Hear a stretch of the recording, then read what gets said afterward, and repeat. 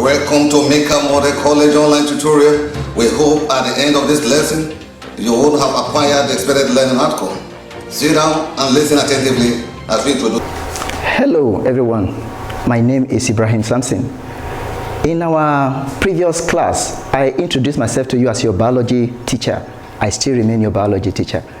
Well, we have discussed before, prior to now, concerning the various examples of ways we can classify living things. We have also seen various examples of classification of living things. While we are living in the last class, we mentioned that there are various kingdoms, at least 5 that we have. The kingdom Monera, the kingdom fungi, the kingdom protoctista, the kingdom plantae, and then the kingdom animalia. I enlighten you then that in this class we shall be focusing on the various characteristics of these kingdoms we have. Right now, I am going to take you along to study some of the characteristics of the kingdom Monera. Let's go. This kingdom we call Monera has these 2 phyla, as you can see on the board. One of them is the one called the Schizophyte, or you call it by the scientific name Schizophyta. The second one is the Cyanophyte, or you call it Cyanophyta. As we are going to see in the examples we will have later, the Schizophytes are basically bacteria. The Cyanophyte, they are blue-green algae. What can we say about this very kingdom? What will help us to understand the nature of the organisms we have here is that first, they are prokaryotes or they are prokaryotic.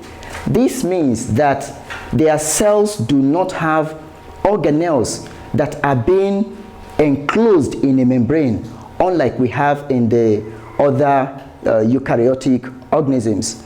Then, another thing, that is why you see they are being called prokaryotic organisms. Another thing is that their chromosomes are simple. Well, as an organism, you must have looked or studied the structure of a chromosome before. You discover that it is a long strand that is coiled, and it is complex or complicated. It has many parts. But in the case of this group of organisms called the kingdom Monera, they have a very simple chromosome. They are just like threads that is very short, so making them to be very simple. One more thing about this group of organisms is that the cell walls do not have cellulose. Instead, they have amino acids and fatty materials. In a real plant cell wall has what we call cellulose that make us to categorize them as eukaryotic. But in the case of this kingdom Monera, the cells do not have cellulose. Instead, their cell wall is having amino acid and fatty materials. Then we also want to take a look at the way they reproduce. We are discussing living organisms here. We want to remember in our first class, we discussed characteristics of living things then, of which some of them include movement, respiration, reproduction, etc., and so many more. So, as we are studying each of these organisms in their kingdom, we want to take a look at the way they carry out their characteristics. And also we want to take a look at how one kingdom differs from another kingdom in their characteristics. So, how do this kingdom, Monera, the organisms we have there, how do they reproduce? By means of binary fission, which we call asexual reproduction, that is binary fission. Now, some of them are actually unicellular. A good example is the bacteria. We have mentioned things. While some of them are also filamentous, especially the blue-green algae. Their mode of nutrition, it could be autotrophic. It could as well be heterotrophic. What does this indicate? In the case of autotrophism, it means self-feeding. They can actually produce their own food on their own and then feed. Some of them because they are actually parasitic. And remember, we just mentioned bacteria as one of the examples of the kingdom Monera. So bacteria, as you know, they are responsible for many diseases that some of us suffer from today. You want to talk about cholera, you want to talk about typhoid fever, or so many other diseases. And in this case, you will want to think about various examples of bacteria that are responsible for some of these diseases. Now, these bacteria we just discussed, if you want to study them, you will see that they are existing in various structures. Some of them may be circular, some of them, let's take a look at the names we call some of these structures. We have the one that are in shape of what we call coccus, that is something in the shape of a ball or an orange. Bacillus, then we have coccobacillus, vibrio, Spirillum, and spirochete. In the case of this bacillus, it wants to look like a ball, but it looks round actually, but it is kind of ovoid in shape, so we call it bacillus. But in the case of coccobacillus, as you're going to find out very soon, it combines the shape of both the coccus as well as that of bacillus. That is why it is being called coccobacillus. Then we have the one that is shape of vibrio, then spirillum as well as spirochete. Those things are actually spiral in shape. Let's go further to see some of these shapes we are talking about here. In the first one over there, you can see the one we call bacillus. But because there are many there, we have to put it in plural form of bacilli. Then the one that has the shape of coccus, you can see something that looks like ball or orange there. So those ones are in the shape of cocci or cocci. Then the one by the right hand here, you call it spirali. So these ones, they have the shape of spirillum. So when we were discussing these bacteria, I mentioned that these organisms actually are responsible for some diseases. That will make us to want to know, how about virus? This virus that is responsible for so many diseases today. Well, in the case of bacteria that we just discussed, these organisms are living. They are living things. And you can find them in animals, you can find them in plants, you can even find them existing on their own freely.